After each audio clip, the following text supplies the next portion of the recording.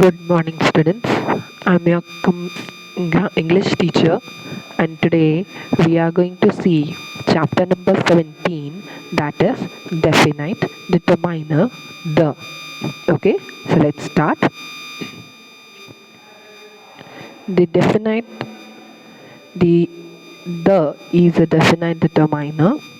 Definite means sure or certain.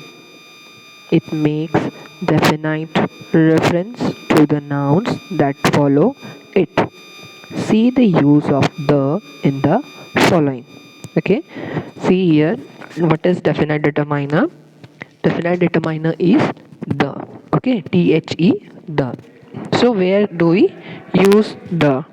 So definite means where we are sure of it, sure or certain.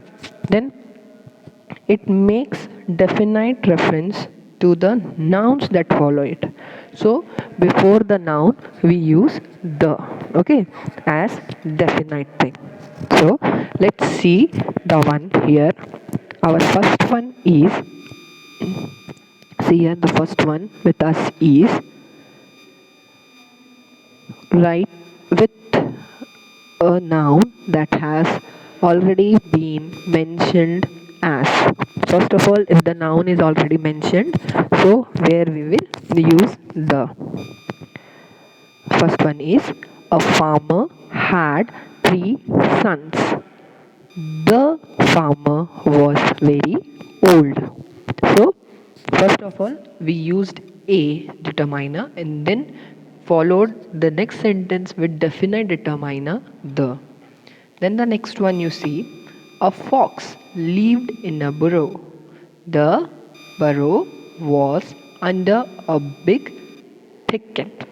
So here also already we used, in front of fox we used a as determiner, and here when we are talking about the fox burrow, so where do the fox live? The fox lived in the burrow only. So the is the definite determiner here what we used. Okay, now we'll see the next one. See here, with a noun already known to the heart, hearer or reader as. First one is, switch on the fan as it is very hot today. And the second one, turn off the tap, the water is running uselessly. So when we use definite determiner the, that is the fan. What you have to switch off? You have to switch off the fan. So that is definite that you have to switch off the fan. So we are using the determiner. And then in the next one, turn off the tap. What you have to turn off? You have to turn off tap. So for that reason we are using the in front of tap. And definitely if you will not turn off the tap, what will come out? Water. So water, in front of water we are using the as definite, because the water will be running uselessly. Now similarly you see the third one, third condition, with a noun that stands for its entire class as. Okay, now there are certain nouns that stands for its class, entire class. So here you see the first one, the horse is a faithful animal. The cow is known for its memory. So horse and cow are noun here, and this complete sentence is being spoken about a particular noun. See here, so we use definite determiner the here. Now the fourth condition, when we use the before unique nouns as. Now there are some unique nouns also.